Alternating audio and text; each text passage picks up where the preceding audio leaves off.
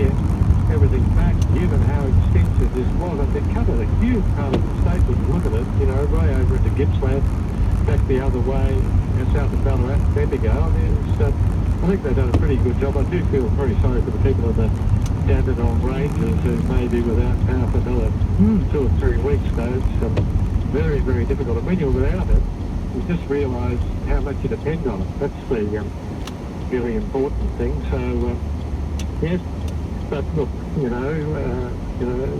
I'm glad to have got through it, and I'm glad that it wasn't as bad for me as it was, and for us, for my family, as it was for other people. So there we are. It's interesting, whenever there is a natural disaster or an emergency in Victoria, the bickering between the two levels of government starts up about when to call the ADF in. They didn't call us in. They should have called us in earlier. We stand ready to go. Oh, we called them in, but they didn't.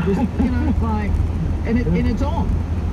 Yeah, look, it is strange and petty in these circumstances. I do think one thing about this is that it for some reason or other, these storm activity like this doesn't attract the same kind of attention that fires do.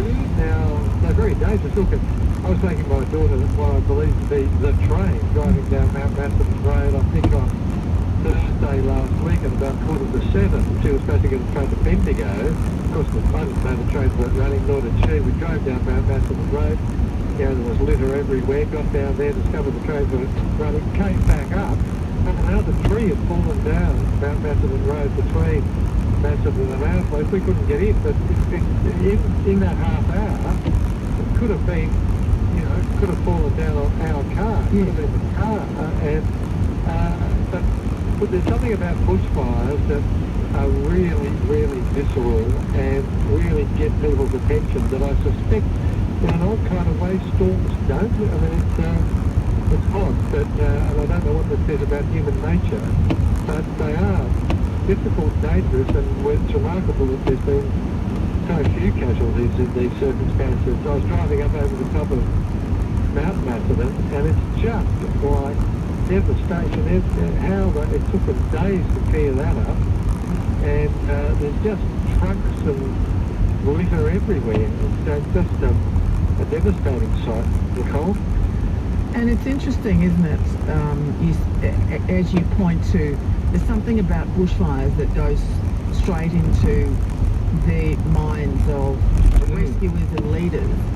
But the pictures that we have had painted for us in the last couple of days of this game of Russian roulette in trying to get through forests where trees that are 20 tons heavy are falling suddenly beside you. We spoke to Ross Redmond from Coinjibora, who was jolted awake by trees falling through his house a couple of nights ago, a Wednesday.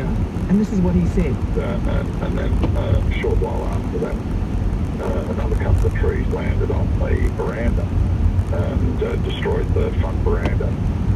At that point, I decided that, given the proximity of the large trees around the house, I woke up my son, and we all packed as much clothes as we could quickly grab.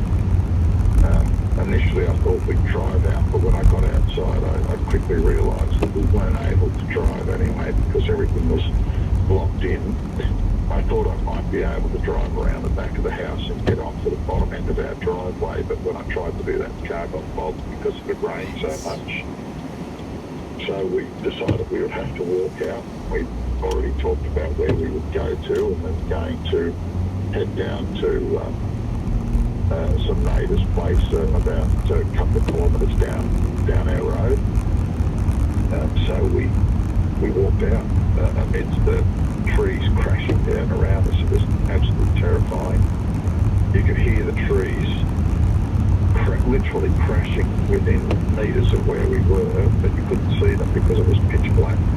We had one torch and the torch function on our mobile phones to see where we were going by. We were climbing through fallen trees and debris.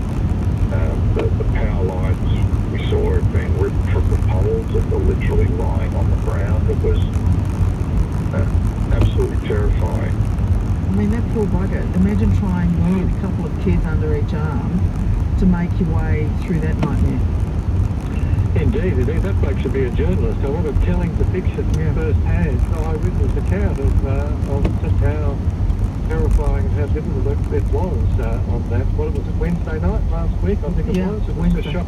The only thing I worry about, I guess, now is with so much rain and so much more rain coming, whether that's going to loosen the roots for a whole lot of other trees as well, and whether just even though we haven't got the wind that we had last week, whether that's going to mean there's going to be more come down around the place over the weekend as well. But look, we will see. So far so good, Nicole. Just got to be really careful out there. Just so hyper-vigilance, Jim. Yeah. Well, that's my intention, that's for sure.